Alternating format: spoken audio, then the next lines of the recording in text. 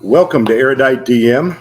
My name is Mike, and I want to spend a few minutes with you. I'm excited to say I have a few zines written specifically for the Shadowdark RPG system ready to go. And actually, they are on my website and available now at EruditeDM, as in dungeonmaster.com, EruditeDM.com. So you can check those out. I am going to go through the laborious process of getting registered as a publisher with Drive-Thru RPG, and I'll have them up there soon. But you can go to the site. You can email me with questions. I've got 2 zines on there now, and I'm going to talk about the first one tonight, which I call Warhorse.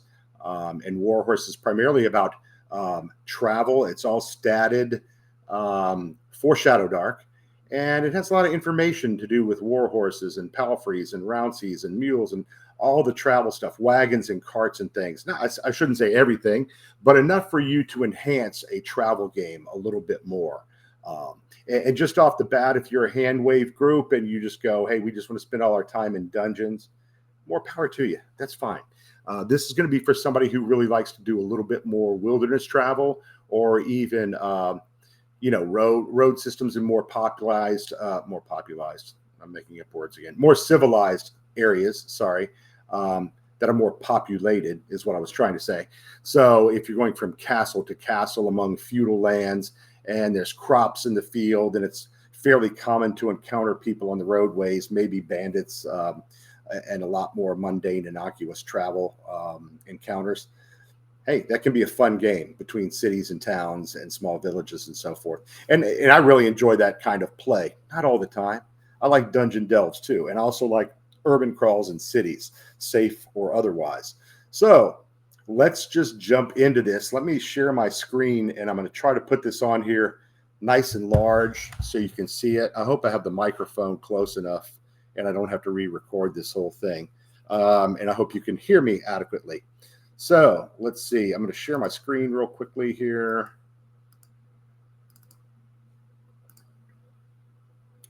Okay, you can see Warhorse there, and I'm going to flip the screen so that it's larger, and I'm real small here in a second at the bottom, but I am reminded of that note on the screen. I am new at this. I've been YouTubing for only about 2 months.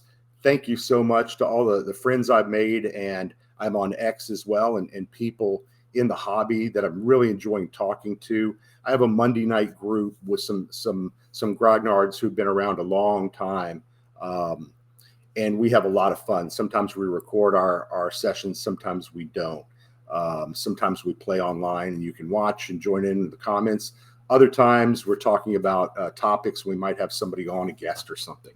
So you can check those out on Monday night live streams, usually through my channel or Tim Shorts, who is at Gothridge Manor. Also, Paul Turner, who is known as Flint Fireforge, and you can find him on YouTube at Flint Fireforge. And if we're broadcasting live and doing a live stream, you can follow through any one of those channels, typically on a Monday night, starting at 6 p.m. Central. So that's the thing. Like my channel, it's new. Please subscribe. I'm probably doing 1 video a week, a couple of shorts. Some weeks I do 2 videos. And get on there and comment. I love the interaction with you guys and talking and answering questions. You can also email me at Erudite, which is EruditeDM, EruditeDM at gmail.com. So let me know what you're thinking about, what you enjoy playing, and so forth. Okay, so I've stalled. I've wasted enough time. I'm going to switch my screen here. Okay, that looks good. So let me take off like, subscribe, so that note's not in the way. Great. Now Erudite DM's in the way. Oh, well. I hope you guys can see this adequately. Let me, this is the cover of zine number 1. It's called Erudite ZINE, as you can see up top there. And this is number 1, Warhorse. So there's the cover. It does include a one-shot. So I've written 2 zines so far. Each one has a one-shot at the back. Generally, for player levels 2 to 4. So the second one is for player levels 3 to 5. And you're going to get a good 3 plus maybe 4 hours of play, maybe more if your GM adds a little to it and stretches it out, maybe even grow it into a small campaign or more sessions as you see fit. I'm just writing it. It's all yours to do with what you will. So I'll tell you about Horselord of Tanishorn at the end, which is our one shot. Let me move this around so I can see a little better. I'm looking at two screens here, and I don't want to be, I want to try to look where you guys can see me and I'm not staring off to the side too much. But there's our cover, and there's all our good legal stuff there, all about Erudite ZINE, some people to thank, some people who contributed, that kind of thing. But let's get into the table of contents. And I love doing this. These are only in PDF right now. I would imagine you'll be able to get them printed in a soft cover, maybe a hard cover, once I start working with Drive-Thru RPG. When you do buy this zine, which I believe is 48 or 49 pages in all, you will also get a duplicate version, which is printer friendly. And I have all the heavy reversed colors are removed. The heavy dark colors are removed. So it's not going to suck up all your ink, your black and your color ink on your printer at home or the office or wherever you are printing. So that comes along with it for free. So let's look at the contents here. You have the intro, blah, blah, blah. My Kingdom for a Horse. We're going to talk about training and types of horses. We're going to talk about who can ride. When we get to that page, I'll give you more details. But here's the different types: destriers and coursers, which are war horses, palfreys, rounceys, ponies, draft horses, mules, oxen. I actually cut out, because originally I had camels and elephants in here, and it started to get a little too exotic. I said, I don't want to stray too far. These rules will really be helpful for somebody who likes, like I do. I'll just say, here's what I like. I like a human-centric, low fantasy game where magic is exceptional and scary and unpredictable and rare, and other races are rare also. Even elves and dwarves and halflings and things are not common everyday occurrences in my world. They're a rarity when you encounter them, and special. Don't want to take any of it for granted. Want to make every part of the game special. So same thing with monsters. I'm not a big person for having monsters living side by side with humans in my town. And I understand when Kelsey and Arcane Library designed Shadowdark, goblins and half-orcs became regular ancestries as part of the game. I'm old school, so to me, the best orc, a half-orc is the same thing as an orc, and the best orc is a dead orc. And I often feel that way with goblins, too. Your game, they may be cute and bake pies and be real funny and whatever you want to do, and I get it. And that's fine. Hell, I'll play that game with you sometime. But I'm just telling you, in my world, they're all killable. They're bad dudes, and they're going to mess you up, and they're going to trick you, and they're going to sell you into slavery or take you as prisoners for ransom. Something bad's going to happen. So I tend to focus on humans as the baseline, with a splash of elves, of dwarves, sometimes gnomes, and so forth. Anyway, I'm getting off track. So you see the table of contents, and the great thing is you can just click on any one of these. It'll take you to that page. You'll see at the end here on page 31, that's where the one shot begins, the Horselord of Tanishorn, with overview, background, rumors, GM advice, what happens on the first 2 days. There's maps in here. The maps, I hope, are going to improve over time. Some of these are actually hand-drawn that I did. Some are from Wadaboo. I think there's 2 dungeon maps in this one, an area map, maybe 3 or 4 maps altogether. I hate to say I don't remember, but this was a month ago, and I've already written a second zine since this one. And there's some new monsters in here as well as some new magic and spells. So a lot of fun stuff. It's $8 for the zine. A lot of fun stuff in here. You can integrate and take it and use it any way you wish. But everything is statted for Shadowdark, okay? So let's zoom on here. I'm a terrible over talker. We're already 6 minutes in, and you haven't even gotten really a good look. So here we are in the intro. I'll skip through that. Those are kind words. There's a poem at the beginning all about my warhorse from the Chronicles of St. Ronsonard, talking about how special and true his steed was in combat when he fell, and the warhorse stayed by his side. Weep, weep, weep. Very touching stuff. Very poetic. So here's an example of a fun table, and I do have some tables strewn throughout here that you could use in any game. My Kingdom for a Horse. It just gives you a little fact and a situation related to a horse that you might use in your game. Number one, for example, the seer is selling her ill-tempered nag, unpredictable in a fight, but a smooth long distance rouncy, loves apples. Skipping down, sorry. Number 5 is Edger, is a dappled gray mare prone to nibbling the verge. Number 7, a riderless destrier, gentle if fed, a muscled dun in ragged tabard. So a lot of words there. Some of you may need to look up or check out, that kind of thing. A destrier, I will tell you, is a heavy warhorse, and a courser is a medium warhorse. And I only have 2. They only come in 2 models in this game. So we'll get to that in a second. But here's some other fun stuff you could put in. These are just encounter ideas related to your horses. The caravanners want your mounts and will pay half their worth. The blacksmith has an old mule, easy to handle but witless.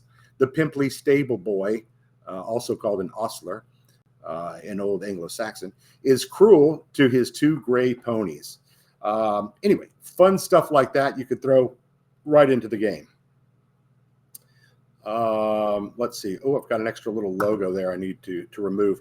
Also, another thing I did in the game here is you'll see in the bottom right-hand corner this little logo. So wherever you are in the PDF, if you want to go back to the table of contents, just click that and boom, there you are. I thought that was a nice feature. Although I just caught that one in the middle of the page, so I'll have to go back and remove it and upload it to the website.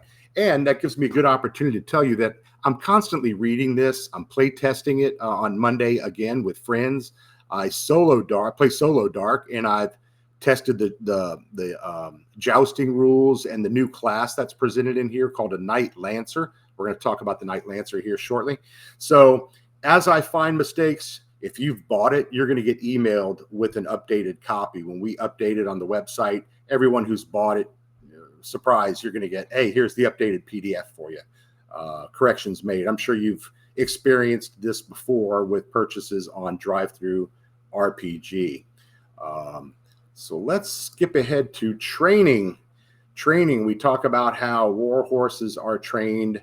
War horses are a very specific type of animals, known for they're bred by very specific types of horse experts who know horse flesh very well. Bred for strength and endurance and a bit of aggression as well. They can bite, they can kick.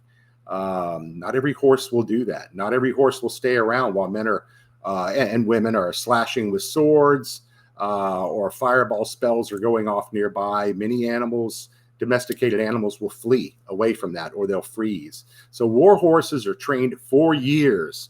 Okay. So in my game, you're not going to go and do some downtime and a month between campaigns, train a horse and turn it into a war horse. If that's how you do it in your game, I'm not going to knock you. That's all fine. However you want to do it. I'm an old history guy, a master's and a bachelor's, both in history. I read a lot of medieval history, a lot of the 100 Years' War. So I take a lot of these ideas from how the world worked in France and in Italy and in Germany and England and Wales and Scotland and Ireland and so on and so on. I take these ideas and then I add in magic, and then I find a place where a faction can become another ancestry or a monster or an NPC. That's how I tend to write my fantasy games. So there's a lot of history baked into this. Doesn't mean it's all based on reality. Can't really do that. But I will say it's based in realism. I look for ideas there and then incorporate them into Shadowdark in this case. All right, so you see we have training of war horses, talk about how they're prepared for this type of life as a war horse. Also who the breeders and trainers might be. You might actually build yourself a subsequent adventure or encounter dealing with horse breeders or visiting one of the larger monasteries or noble estates where they're known for a specific breed of animal that is exceptional. And of course, anywhere you're going to have war horses, you're going to have knights and you're going to have trainers like squires and grooms. And the grooms were basically the stable person, the stable guy that would, take care of the horse and the leather and the saddles and that kind of thing.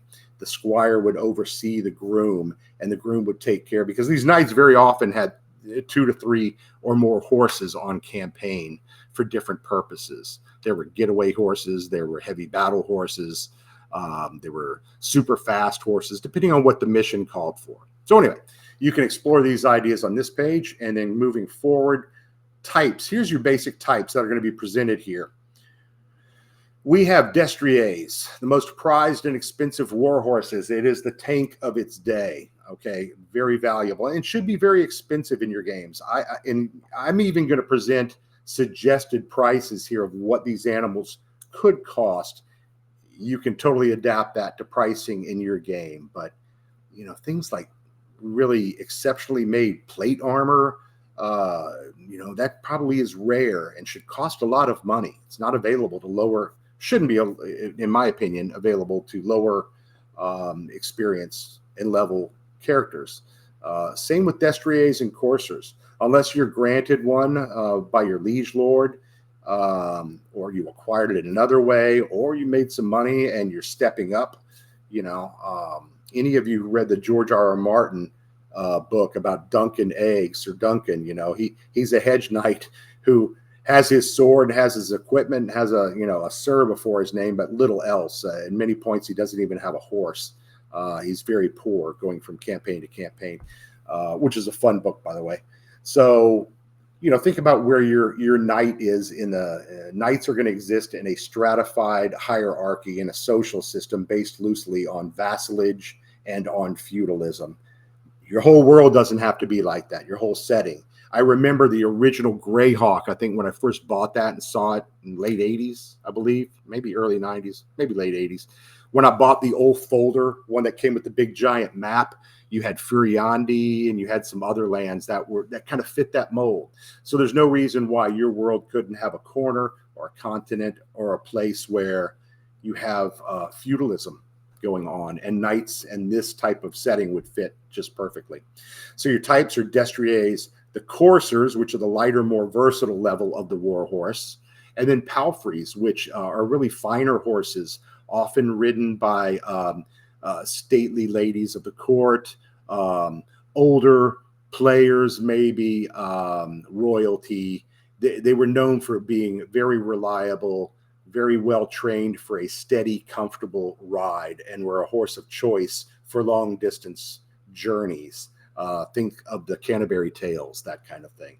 So a palfrey is an option, but they're very expensive also. Then you get into rounceys. Rounceys are everything else. It's a well-rounded general purpose horse. It is not a war horse. You could use it in battle, but you're probably going to throw a spear and ride away, or fire a bow, or ride up to the battlefield and probably jump off the horse and do whatever you're going to do. It is not trained for formation fighting and line battle like medieval armies were. Okay. The next one is ponies. We know what those are. Light and fast, great for rangers and scouts. Smaller characters, probably, you know, and I'll talk about that in a second, who can ride. So think about body stature and size and who's going to fit. You just can't have a halfling riding a war horse. It's not going to happen. They're too small. I guess you could, you know, come up with some magical thing or something to work around if you really wanted that, but probably safer putting them on a pony and going from there. Draft horses. Okay. These are slow, steady, but often reliable with a lot of endurance. Great for caravan work, transporting supplies and equipment. And of course, at the end, we have mules and oxen, heavier, slower stalwarts. These are the 18-wheelers of the medieval world. So think about working these into a transportation story, a road encounter, a caravan, right? They're not going to be fast. They're not for battle. The old cleric might have a mule that he packs up and walks beside, or he might ride it, or she might ride it. You know, who knows? Who can ride? So this is important because it's not something we do in character generation in very many systems. But when I started writing this up, I said, are we just assuming any character who, oh yeah, I can ride a horse? I don't think that would be true. So I came up with, here's just some simple suggested table rules, you know, before you start a campaign or doing the one shot. Work it out with your GM. Decide what you want to roll on a die 6. Maybe on a roll of you get a 5 or you get a 6. Great. You have experience riding horses. All right. Unless you're playing a Knight Lancer or some other acceptable trained cavalry warrior, which is going to be a knight of some sort, maybe a knight of St. Idris, etc. You're probably not going to ride a warhorse. That world isn't going to be open to another character. But there's ponies, and you can see halflings, dwarves, courtly ladies, children, other smaller stature individuals. That's GM's discretion. Pony might be adequate. Draft horses may be written, but only in an exceptional circumstance and something out of the ordinary. And I give you a DC check of a 15 and a charisma to apply towards whether you can work it out with the draft horse. And, it will take you where you want to go. Some suggestions here. Small humanoids cannot ride horses. Gnomes probably should not be riding horses, for example. And monsters, if they're evil or chaotic or something, stick with wargs or boars or other mythical fell beasts in your world. That would be actually a better story, a better flavor anyway, right? I mean, how exciting was it to see goblins in Lord of the Rings riding around on wargs, and how cool that was. So monsters cannot really ride these normal type mounts in my game. Again, I already kind of ragged on half-orcs. Sorry, half-orc players. Actually, if I'm playing a certain kind of party, half-orcs and goblins are great. But if you're playing something with knights based on feudalism, and there is sometimes a code of chivalry that they claim, of course, none of them lived by it. They all kind of did all kinds of atrocious things. But probably not going to happen with orcs being accepted, or half-orc, being accepted by that horse. But I give you a DC check of a 12 with your charisma is what I suggest. If you pass that and you make that roll, then okay, the half-orc's good enough and was gentle, and the horse was willing, and they made it work. So up to you. If your player is thrown or unhorsed from a mount, it's 1d4 damage is what I'm using. So anyway, and also think about wagons and carts. And if you're moving in a caravan, or even if your party doesn't all have horses. I'm playing in my Shadowdark game right now with a cleric and the porter hireling guy named Coalface. He's a young kid who wanted to get out of his small village. They're paying him so much a week, and he's responsible for carrying the packs and supplies and things, but he walks the mule. And the cleric, the older cleric, walks with him, the priest, I should say, walks behind him with the mule. But the other frontline fighters and one of the wizards, they're all riding horses. So, think through that before you start and before you go anywhere. And we'll talk more about that. I've made some travel videos about how to handle that in your game without getting bogged down, just keeping it light and simple, and coming up with a couple of simple Q&A items before you start your journey. And I think I'm going to create a little 2 or 3 page PDF just on travel notes and see if some of you find that useful. That'd be fun to play with. Here we go. So here's what one of the stat sheets look like. We'll start with Destriers, the heavy warhorse. Cost 180 gold pieces. That's a lot of money in Shadowdark. AC of 12, or if it's wearing barding, leather chain plate, it goes up to 13, 14, 15. You can see right here at the top. I hope you can see where I'm pointing with my mouse. Hit points of 18. I'm not going to read all these. Okay, you can see them. Not concerned with long-term weekly travel of how far a destrier can go compared to a pony, because the truth is your party's all going to ride as fast as the slowest member, right? I'm more concerned with like encounters and quick battles or skirmishes, how fast the animal can move, and that's here. Movement is double near. Okay, so if near is roughly 30 feet, you're looking at 60 feet when the destrier gets up and going. And then we have some traits, what it can carry, converted into gear slots with another rider. What if you're in battle and you have to pick up somebody who fell off their mount and you're trying to get out of there and retreat, and you need to pick that person up and throw them on the back? Can the horse handle that? And there's some other notes, how it's trained for the din of battle and so forth. Rider, your main rider on that warhorse gets +2 in melee attacks, including jousts. And we'll get to joust rules here in just a bit. Tells you a little bit more details, tells you that they might spook occasionally in combat, which did happen. They may falter and unhorse a rider and panic and flee in a certain situation, and there are DC checks and rolls with suggested modifiers for that dynamic as well. Here's the second warhorse, the courser, which is a little bit lighter in weight, costs a little bit less, as you would suspect, and all of its abilities and traits and so forth. Number 3 is palfreys. We have, graceful and lithe, but not accustomed to the violence and noise of close combat. Might flee from combat. You have to make a DC 10 with the intelligence modifier to pass. Number of gear slots, that kind of thing. There's a lot of details in here. I feel there's a lot of details in here for you to be able, if you're a GM, to explain this to your players. They're going to get this in classic Shadowdark style. It's all on one page, right? There's not a ton of stuff to read here, just the basics, enough for you to know how to run the game, and then use your imagination to fill in as you see fit. Here's Roundseys. The prices are getting less. You're down to 70 gold pieces. Moves double near. Not as heavy. Their endurance isn't as great. Not trained for jousts. You can melee. You can skirmish, ranged fire, scouting, as well as, merchant pursuits or guild business or, farm business. You can use Roundseys for just about everything else. And then there's ponies. I won't dwell on these too much because otherwise I'm probably making this too long already. My apologies.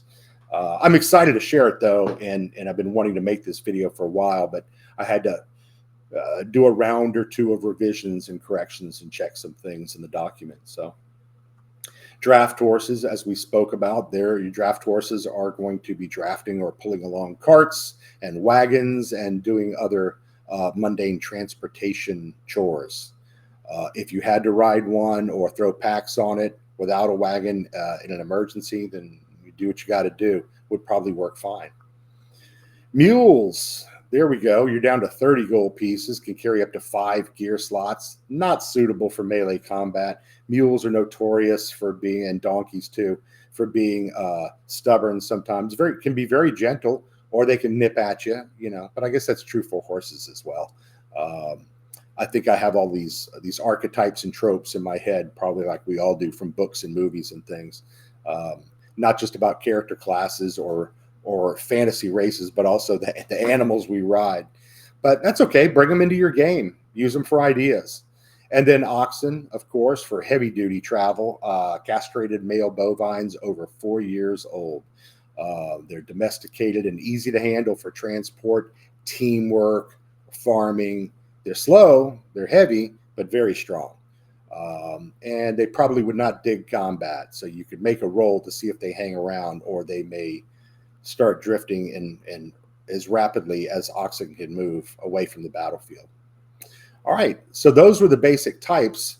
If you want some, literally some color in the game, you could roll this table up here. You have a D8 for common colors. What breed is this horse? And I purposely did not use traditional breeds if I could help it, because it's a fantasy game. If you want to, there's no harm, no foul. Do whatever you want to do. But this talks about spotted and mixed horses were common 1,000 years ago, but over the ages, solid colors became more dominant.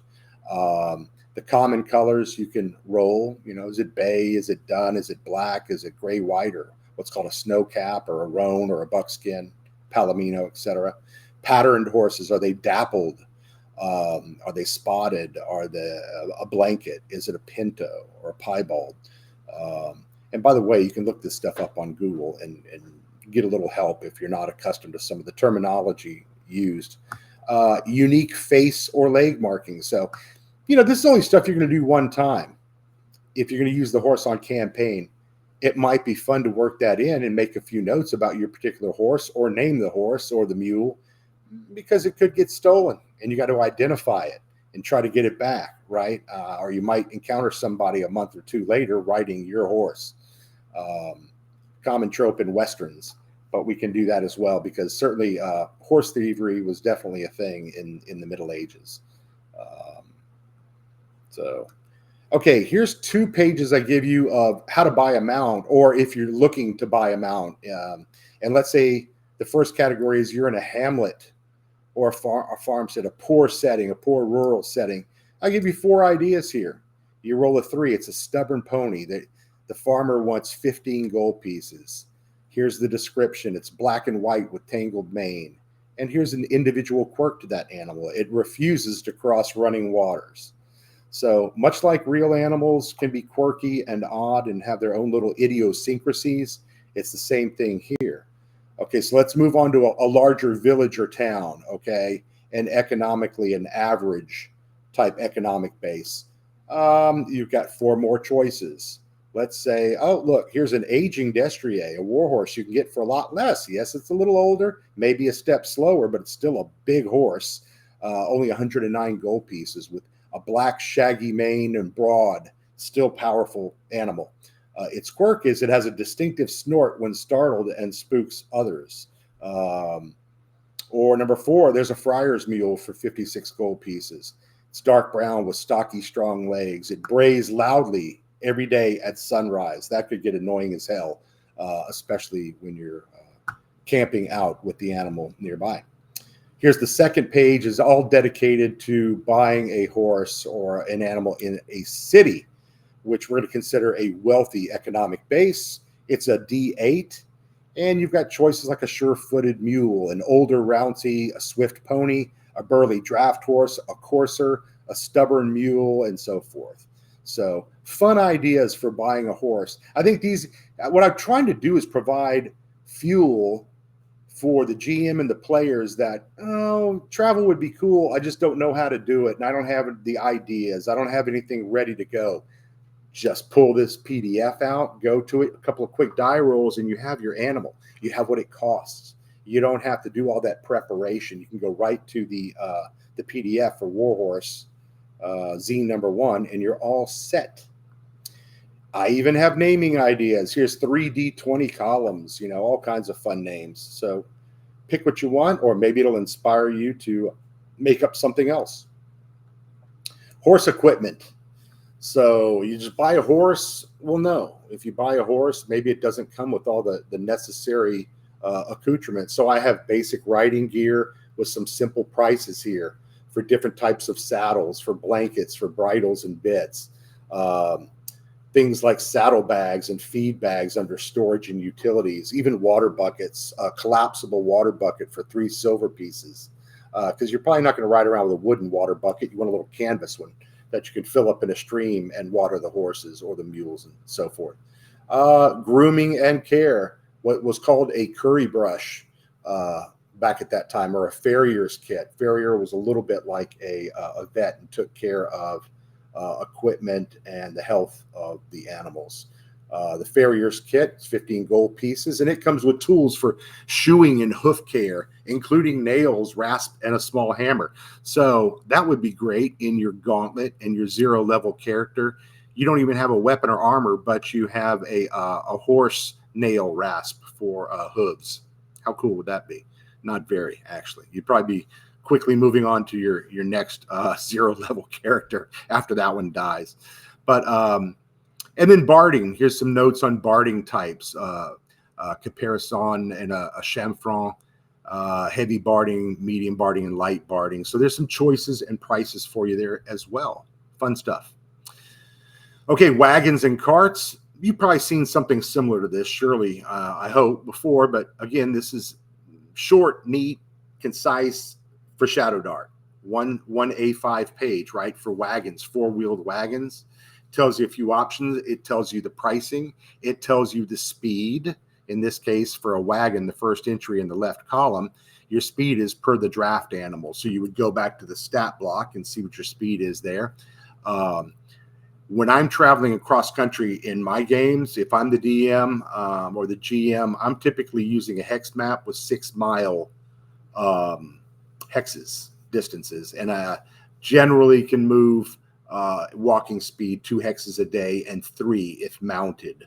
And that's just an extrapolation, okay? So you don't have to do a bunch of really complicated hyper mathematics to figure out exactly. If you're getting that detailed, it's what you want to do, that's fine, but it's just really not necessary. You can do this a lot easier to figure out how fast your party's moving, with a few details like weather and terrain type and so forth. So on wagons and carts, we also have larger caravan wagons that have bigger beasts carrying them and pulling them. We talk about load capacities. We talk about drawn carts, a little like we saw a few images ago, a few pages back. A two-wheeled cart, basically. And in the Middle Ages, a lot of times you had people pulling those carts too, not animals. That would be more this last version, a hand cart, a small hand cart. Think of Monty Python and the Holy Grail and the Bring Out Your Dead, and that scene that we all laugh about, where they're dealing with the plague victims, some who aren't dead. And that was a hand cart, right? Kind of like an overgrown wheelbarrow for us today. Okay, let's talk a little about religion.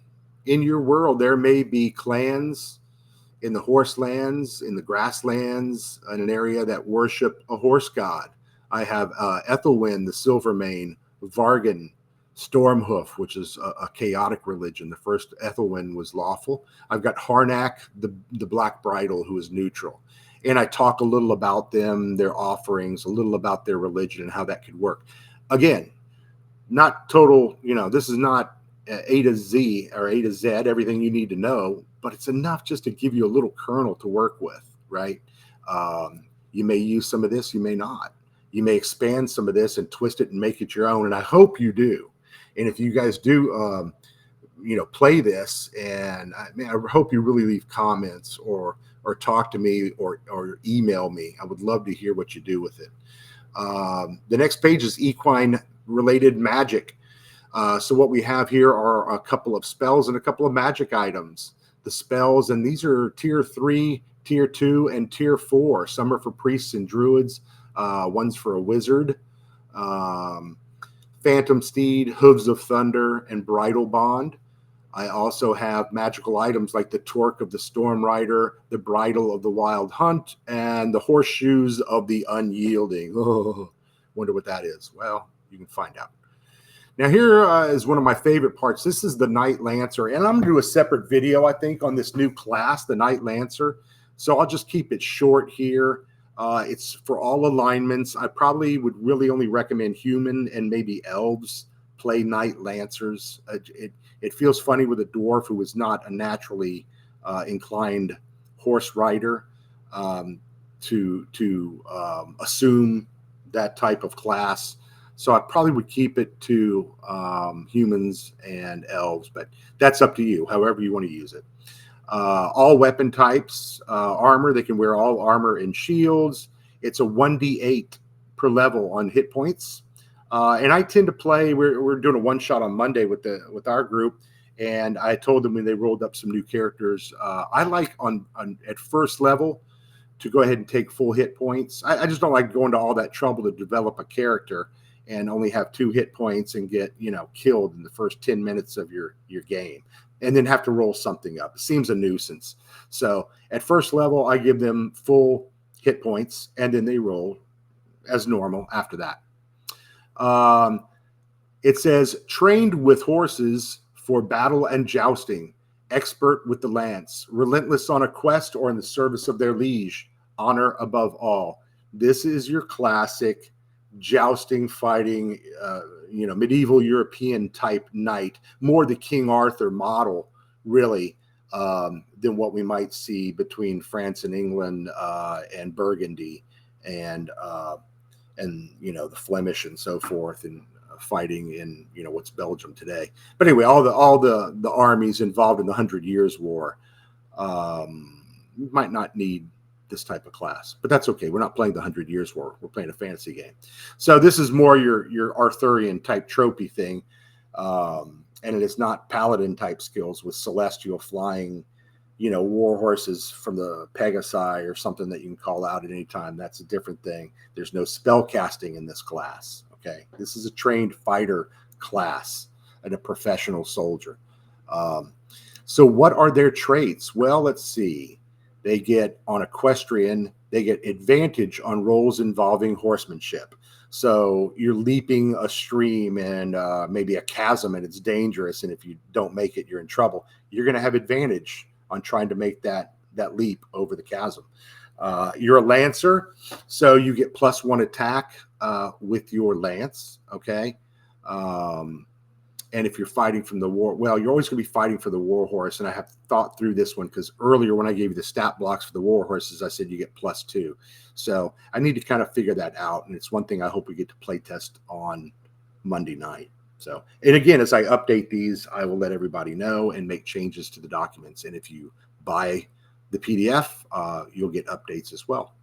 Bastion. Bastion is a defensive trait for the Knight Lancer. Mounted or on foot, the Knight can rapidly form a circular defensive position with comrades, add +1 to everyone's AC for 3 rounds. So if you're attacked and assaulted, you form a circle, shields up, ready for combat, and you can defend with strength because the Knight Lancer has these organized martial skills from warfare.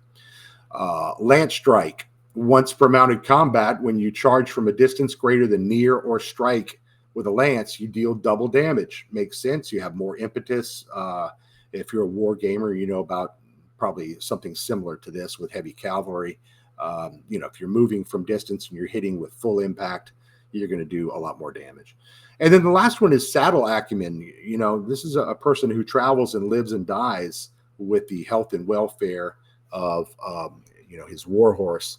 So diligent in caring for armor, weapons, and tack. Add +3 gear slots to your regular mounted allotment. So each warhorse has a number of gear slots. If you're a Knight Lancer, you're going to add 3 more to that. Okay. Let's talk about talents real quickly. You roll 2d6. Anybody playing Shadowdark, you know how this works. You're going to roll your talents, at first level. And if you're human, you're going to have 2 to start with. And then you'll roll another talent at 3rd level and then at 5th level and so on. So you get increased your armor class by 1 under the Bastion formation in combat, that defensive position. So now everybody would be armor class 2 when you form Bastion. 3 to 6 is an additional +1 to attack with lance. And if you choose to go that route, you start to get a lot of advantages later in jousts that can make you exceptional and a specialist and a knight of renown in jousting skill. 7 through 9 on your die roll, you're going to get your standard choice of +2 to your strength, constitution, or your dex. Roll a 10 to 11, and this is somewhat standard for Shadowdark too. You can choose 1 armor type and receive +1 to your armor class when it's worn. I also include Brigandine in my games. Brigandine was a little different than the plated cuirass, but it mostly covered your arms, your upper arms, and your chest and your torso. The difference was you didn't need to have someone help you strap into it. You could actually do it yourself. It didn't have a zipper. It didn't have Velcro, but you could attach it in the front and quickly put it on or take it off quite easily. And the French and some of the Scots, and I think even some of the British wore Brigandine, the English, all wore Brigandine through most of the medieval period in the 100 Years' War. So Chubby Funster, I'm sure I throw that name out there. You all know him. If you look in his player's companion for Shadowdark, he has Brigandine armor in there as an option. It's basically 1 level ahead of Chain, but not quite as strong as Plate. So it's an option. I love Brigandine. I don't know why it got skipped over in role-playing games. Maybe I'll make another video all about Brigandine. And then the last one is, because this character relies somewhat on charisma, if you roll boxcars, a 12, a leader emerges. You're going to add 1 to your charisma. So that's the Knight Lancer. Here's how jousts work. And jousts break down into 2 types. You're going to have regular lethal jousts, which is just combat, where if you're attacking someone on the ground, I believe you have advantage. If you're fighting on a horse and another mounted person and you're not a knight or anything, you're going to have +1. If you're a Knight Lancer, as we said, you have +2 with a lance. So we'll revisit those. I'll make sure all those modifiers are crystal clear. I'll have to make myself a note. And I think I'll know more about that Monday night because I'll get to play it with the team again. And certainly I'm DMing, so I'll make sure they have to joust someplace. But the way it works, it's a point system. Okay, it's this is a chivalric thing. What we would call it could be a tournament, or it might be an encounter on a roadside with two small parties. Each one has a knight or a combination of knights, and there's going to be a one-on-one joust. That would be a field joust. We're not trying to kill. We're not trying to maim. We're going to try to get touches and shatter our lance on the other person's shield, because you're going to gain points from that. And there are 3 rounds known as tilts. Okay, and then we're going to keep score on a little piece of paper. And here's how it works. And at the end, the most points win. A tie, or if both players are unhorsed, then it's a draw. This is a great dynamic, by the way, for role-playing and developing allies. You could make fast friends with someone that you jousted with, and after the joust, on the side of the road, the two parties break bread, and they pull out a few bottles of wine, and it's a social encounter. You share rumors and news. It's kind of how the medieval world worked in some sense. So the strikes are, in the combat attacks, are simultaneous. So there is no initiative roll. Attacks are going to be simultaneous. The damage that you accrue with a hit is only going to be half as much, because you're supposed to be using what's called a blunted lance. It means it's not razor sharp pointed, trying to pierce and kill the other guy. You're trying to hit his shield and either unhorse him, or with a really successful strike, your lance will shatter, and that's a good thing. You get points for that. And lance damage is 2d6 plus your strength bonus. It's all listed here. So I would love for some of you to play it. Actually, you can get just the jousting rules and the Knight Lancer class on my website right now for free. They're free downloads. So if you go to EruditeDM.com, right there on the homepage on the right side, or under the section where all the free stuff is, go check it out, download them. Give me an email, and I'll include you when we add things and update things as well, whether you buy the zines or not. So fun stuff there. And also, if you haven't, please like the video if you're enjoying talking about this. And subscribe. I need subscribers. Tell your friends. I hope this is fun, rich Shadowdark content you can use in your games. That's what we're trying to do, is make everybody better GMs and have fun at the table or online. So let's say you're going through your tilts here. You've inflicted damage. If you get a hit, let's say you strike your opponent, you do your damage, right? Now you roll separately 1d6. And on a 1 to 2, your lance is shattered and you earn 2 points. Very good. So it's roughly a 33% chance of shattering it and earning more points. And you're going to use this little table down here at the lower left where it says condition and then points on the right. And you just use these. A miss or a fail to strike, no points. If you do hit and you shatter your lance with that 1 to 2 roll on a d6, you get 2 points. That's good. And then based on the number of hit points and damage you inflict, let's say you get a touch, but you don't shatter, but you inflict only 1 to 3 hit points, you get 1 point. If you inflict 4 or more hit points, you get 2 hit points. So that's how each player is going to add it up. And you got to make your attacks, got to make your rolls, got to get your damage. And there's a couple of other dangers here too that could knock you out of the thing, and you could lose the contest in one quick action. And that is, a knight who receives hit damage must roll a die 12. Okay, so if you were struck, you roll a d12. And on a roll of a 1, you're unhorsed and you instantly lose the contest. So if the other player, the other knight is still on his or her horse and you were knocked down, knocked off the horse, you lost. Shake hands and go have a beer. Or I guess in France it would be a black cider, which I think they drink a lot. And you also, anytime, I think you may or may not remember, anytime you're knocked off a horse, whether it's moving or stationary, but primarily moving, you're going to sustain die 4, a 1d4 of added damage. Okay, real damage, the full 4. That's not going to be halved. So also with the chivalric code in my world, this was a friendly contest, an honorable contest. You never strike or attack an unhorsed knight. The contest is over at that point. You can get off your horse, your mount, go see if the other person's all right and help get them up, and etc. We're not really used to sportsmanship, are we, in D&D and Shadowdark and Castles and Crusades? So here's an opportunity. On that same D12 roll, if you get the 1, you were unhorsed. However, if you roll a 2, that means that you accidentally struck the opponent's horse. Very bad.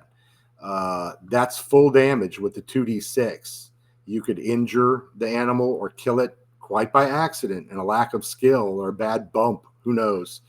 But if you injure the opponent's horse, that results in an immediate, disgraceful, ignoble defeat. And actually, in the rules I was reading of these type of contests, apparently in some parts of Europe, it was common that if you did that and you struck your opponent's horse, you forfeited your own mount to your opponent. You just lost your horse and you graciously apologize and hand over your horse to them. It's theirs now to replace their own mount. So that's how the rules work. Roll them up. They're not that intense. You read through this. I mean, I've played it. I've tested it. It comes out a lot of different ways. It depends on, level of your knight. Depends on their strength bonus. There's a lot of factors that work into it. So I'd love for some of you to play this and let me know how it works for you. So that's jousting. Okay, so also in Warhorse, we talk about overland hex travel a little bit. I restate some of my ideas on simple movement. Some of these things we've talked about. Simple notes on feeding and watering. It's not a magical horse. The horse needs to eat. It needs to sleep. It needs to stay warm. All those type of things. You don't have to, get a whole separate character sheet just for a horse. You can make a few simple notes. I still like to use I don't have one here, little 3x5 cards, and I'll make my notes for the horse. I'll name the horse, the animal or the mule, whoever's caring for it, who's the owner and the rider and so forth. Might even make a note about what's stored where, what gear is stored where, because when you go into a joust situation like we were just talking about, you're probably going to take a moment and unload your gear, your unnecessary gear from the horse. You're not going to go all full of equipment and everything charging off on a joust. That would be ridiculous. So you need to know these things. I talk about feeding and watering just briefly. The logistics of mounted travel, including rest, feed, or forage from the land, and watering for your mounts. Just keep a simple log, a couple of times a day, twice a day, 3 times a day. When you stopped and you fed the horse for 20 minutes or let it graze, and you got off and let the animal rest without sitting on it all day. Horses are not, and ponies and mules, they're not machines. They're not motorcycles. They're not cars. So I get people don't want to do some of these things. I don't understand why. I read Lord of the Rings when I was a kid, like in 5th or 6th grade the first time. And the travel was the best part of the game. Mines of Moria are awesome, though. Don't get me wrong. But the travel was most of those books.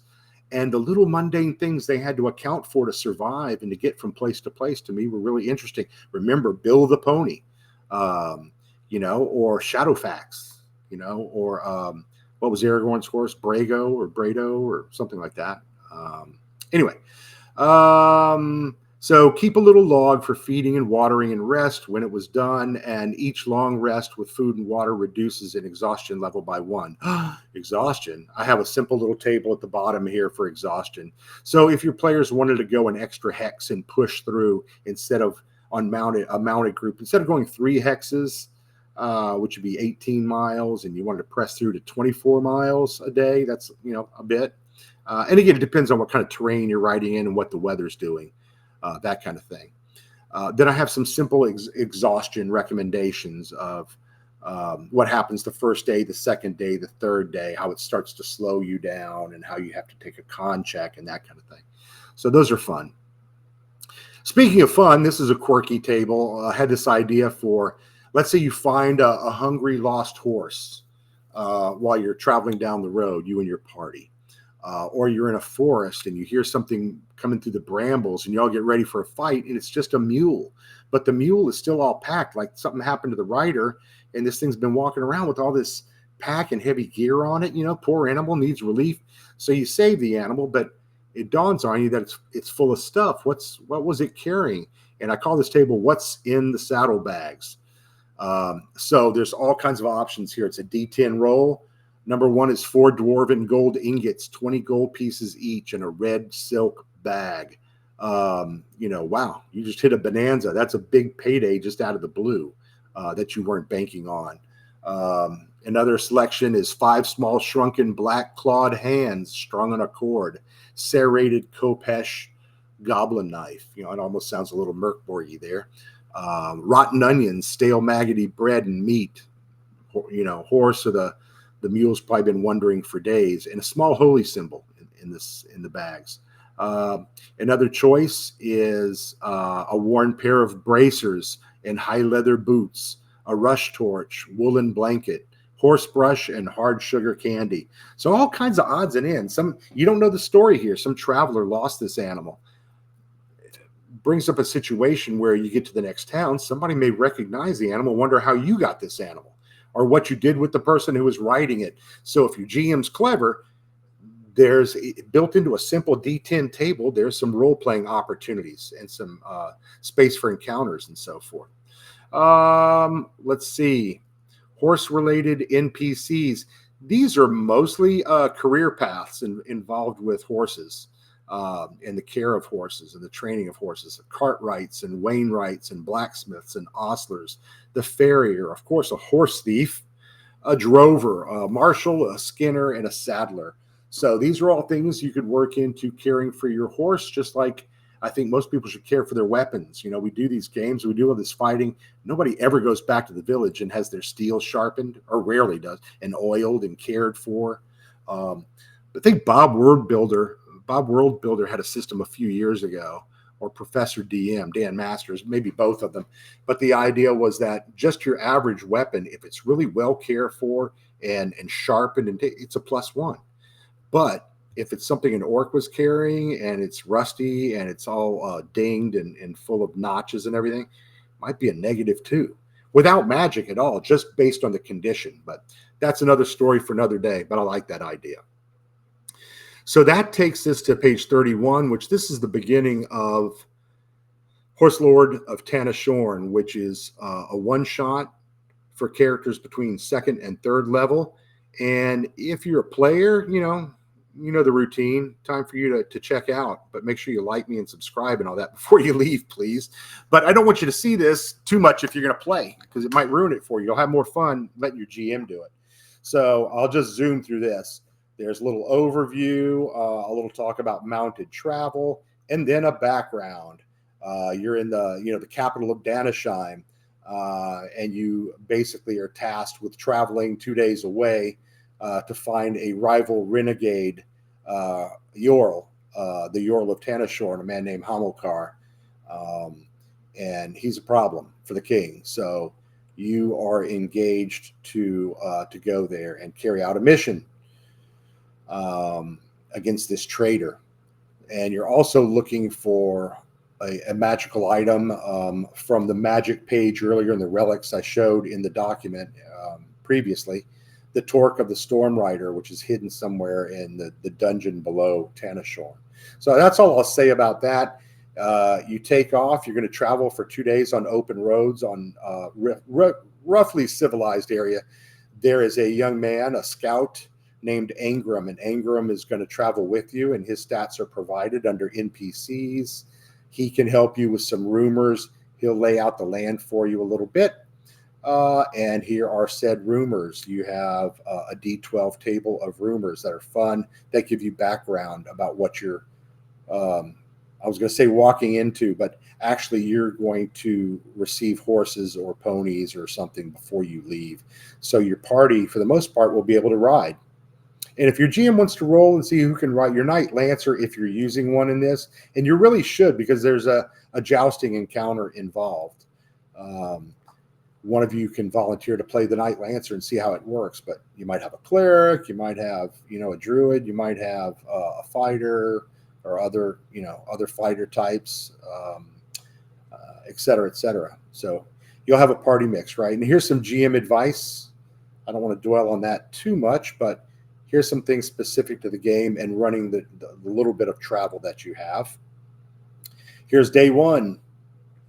Here's the things that are going to happen. Here's some simple weather conditions rolls. So die rolls that'll help you decide what happens. Here are random encounters. And those will jump you right into the story. And of course, everything in the one shot plays back on the previous document from zine number 1 here from Warhorse. So you're able to use some of the ideas we just talked about. That's the point, right? Why would you do something different? We want to incorporate these fun rules we just read. Here's day 2. Day 2, you're going to go through a small town before you get to Tanishorn, the hamlet of Bale. And in Bale, there's going to be an encounter, a monstrous encounter, before you ever get to Tanishorn. Problem with the troll, it looks like. And here's another table for weather conditions. It's a simple D6. Doesn't have to be complicated, ladies and gentlemen. And don't laugh and hold your sniggering to a low roar, but this is actually a map I did myself, hand-drawn, and then added some labels to it. You're going to start, I wish I could turn this sideways, but I'm not sure I know how to do that. Let's see, just for kicks. Oh, that's how I can do that. What do you know? Does that work? Okay, you can actually see that. Hot dog, I learned something new. So you can actually go through here. You're going to start here at Tanishorn, the capital, and you're going to travel up the road here to Kaitun, and then through Bale, and then on to Tanishorn. That's the area you're going to below the mountains. These are grasslands. This is horse country. These are the horse lords. And you're specifically going to visit one of the rival rebellious horse lords.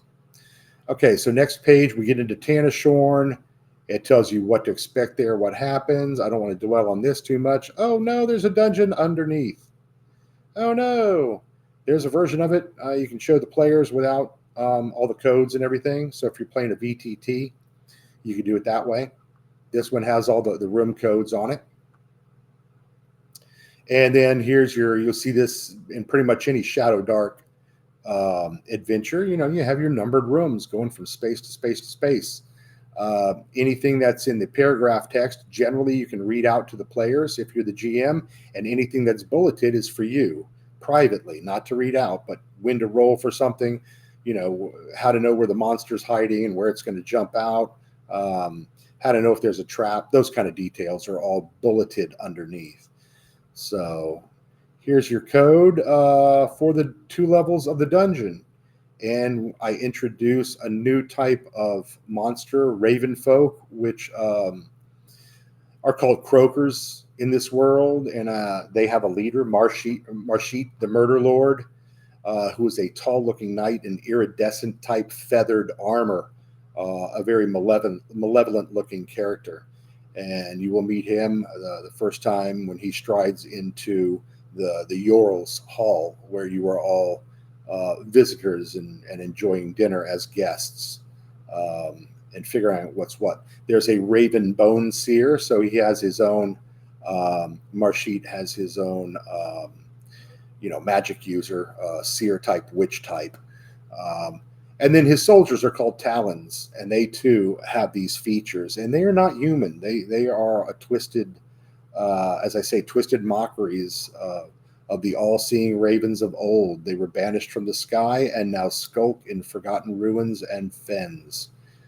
They live to spread fear, whisper omens of doom, and serve their dead god. So raven folk, something fun to play with. And there'll be some of the big baddies here at Tanishorn. And of course, the monsters I use on the map and in the room descriptions, if they're one of my own, they're going to be listed here. But then I started adding some of the others, like gray ooze, hellhounds. If there's something, standard bandits, I'm going to put them here. Or you could go, if you look at the little thing where I am down here, hey, Shadowdark. You can go pull up in Shadowdark and find out where it is and look up the stats there. Or you can look on your phone. there's a great app I have on my phone. I forgot what it's called, but I use it a lot when I'm playing. It's called 3x5 Arcana, and it's for Shadowdark specifically. And on your phone, you can look up spells, descriptions by level and everything, and same with monsters. So that's kind of easy. If everybody doesn't have access to the book at the table, or if you're playing online and you don't have that information handy. So check out 3x5 Arcana. So here are all the monsters you probably would need if you don't have the book. Here's the NPCs that are mentioned in the adventure. They're here with their stat blocks. Here are 2 extra spells that are used by the seer. And these are both from Chubby Funster, and I talked to him and I got his permission, and it was very nice of him. These are from Novice Magic, which is one of his supplements. You can get it on drive-thru for a couple of bucks. His prices are just outrageous for the quality of stuff that he produces. You know, I bought everything I can that he's produced. But I also recently, I was in North Texas RPG Con in Dallas for like 4 days last week, first con in forever. And I was able to pick up the Shucked Oyster, also from Black Lodge Games. A lot of fun. Also Hell March from Zach, who's known as Alchemic Raker. I believe that's what it is, Alchemic Raker. And you get him on X, or you can find him in YouTube.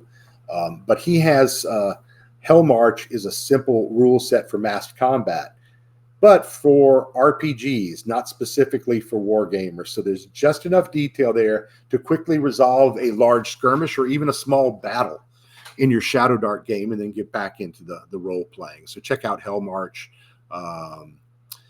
Check out some of these other Shadowdark supplements, of course, from Chubby Funster, Black Lodge Games, and others. And I know I'm forgetting some. So that brings us to the end of the piece here, and I got some thank yous there. So that is roughly that, and I'm going to stop sharing here.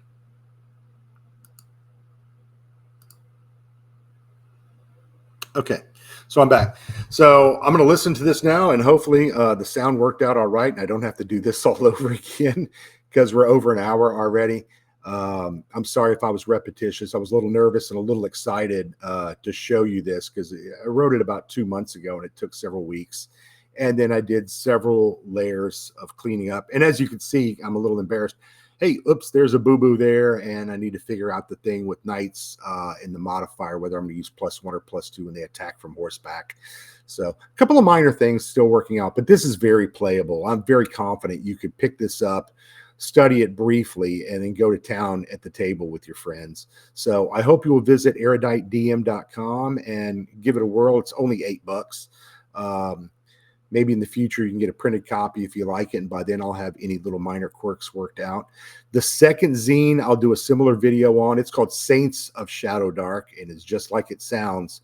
A lot of saintly magic and deity-related religious orders, holy relics, dark saints, and there's a really cool one-shot in that one also called Saints Beneath Us, which is a one-shot that takes place during a siege that's been going on over 6 months, and you go in to try to find entry into the city from the siege tunnels that the dwarves are digging underneath. So that should be a lot of fun, and I want to play that one too. I haven't had a chance to play it yet, but I'll play that with my group, and hopefully they'll give me the time to work on it.